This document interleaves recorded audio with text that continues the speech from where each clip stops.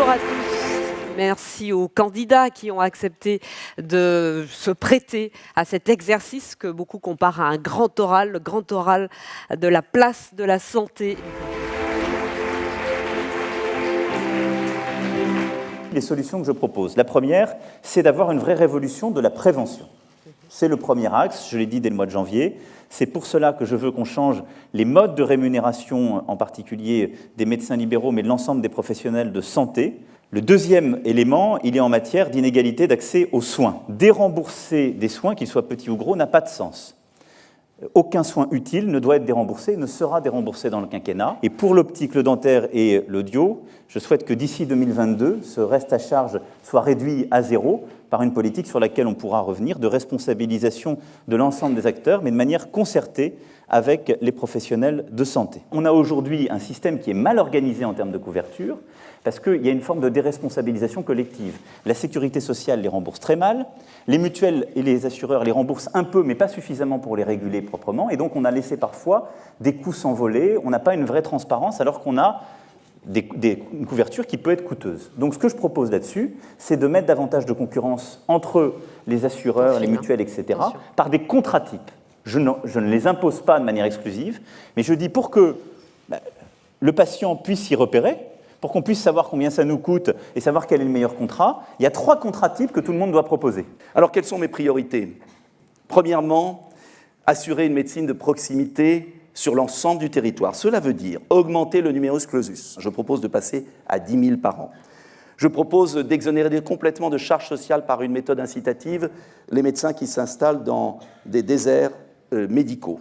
Je propose de monter à 35 € la consultation, parce qu'on ne pourra lutter contre le secteur 2 que si on a un vrai système de rémunération des médecins correct. Et je veux aussi qu'on supprime l'AME, car il est inacceptable qu'on dépense 1 milliard d'euros pour des clandestins.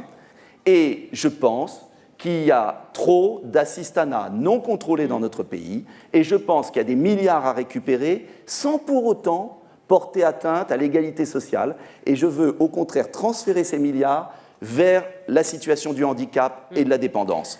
En réalité, en France, aujourd'hui, il y a 15 millions de malades chroniques.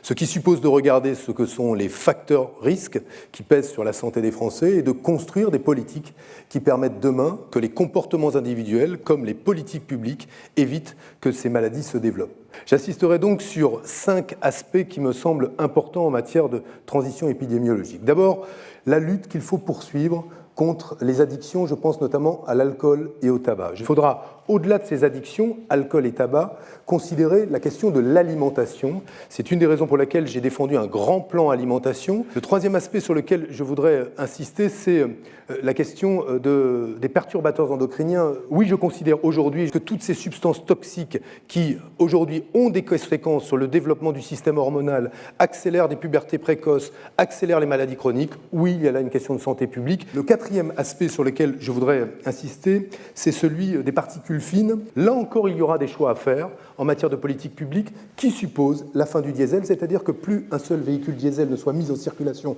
à partir de 2025. Je suis favorable à ce que demain, il puisse y avoir un remboursement par la sécurité sociale d'une activité physique aménagée ou adaptée pour tout malade chronique, dès lors qu'un médecin la prescrit et dès lors que cela améliore le bien-être. Pour notre part, on ne peut pas parler d'assurance maladie si en même temps, on n'a pas la discussion sur les accidents du travail, les maladies professionnelles et sur la retraite. Nous avons la responsabilité de soigner le travail. Pour notre part, ça veut dire notamment la modulation des cotisations AT-MP en fonction de l'adoption d'un plan bien-être au travail dans les entreprises. Et puis, la prévention, la maladie la moins chère, de fait, c'est celle qu'on ne développe pas et qu'on ne soigne pas. 10% des dépenses de santé doivent absolument aller dans la prévention. Premièrement, mieux soigner. Ça veut dire mieux prévenir, avec une prise en charge par l'assurance maladie d'une consultation de prévention tous les 2 ans pour tous les Français.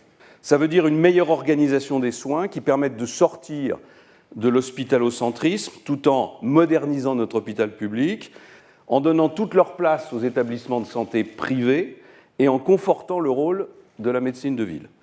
Priorité sera donnée à la mise en œuvre des parcours de soins dont le médecin traitant sera l'acteur central. Priorité également à la recomposition de l'offre hospitalière et à la lutte contre les déserts médicaux. Il n'y a pas de fatalité à ce que l'assurance maladie ne couvre que l'hospitalisation et les affectations de longue durée et se désengage des soins courants.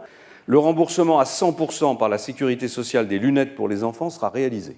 D'une façon plus large, nous voulons viser un reste à charge le plus proche possible de zéro pour les dépenses les plus coûteuses pour les ménages, avec un nouveau partenariat entre la sécurité sociale et les complémentaires. Et c'est le sens de la création de l'agence associant l'État, les caisses de sécurité sociale, les organismes complémentaires et les professions de santé. Elle permettra de préparer des accords sur le partage des remboursements entre l'assurance maladie, qui doit rester le pilier du système de santé, mais en lien avec les complémentaires. Et c'est dans ce cadre qu'on pourra mettre à plat les différentes taxes qui touchent les complémentaires. Enfin, je vous le redis avec force, il n'est pas de question de toucher à l'assurance maladie, et encore moins de la privatiser, ni même de baisser son taux d'intervention. Cher Thierry, je sais que toutes les questions que nous voulions aborder n'ont pas pu l'être, mais quand même, on a pas mal avancé ce matin. Quel bilan vous tirez de cette matinée ? Alors écoutez, il y a un droit de suite maintenant. On va continuer naturellement de décrypter les propositions des candidats. Oui, la santé a trouvé sa place et c'est heureux. Jusqu'à présent, il avait beaucoup été question finalement de sécurité sociale, la santé de la Sécu, comment régler les questions de financement.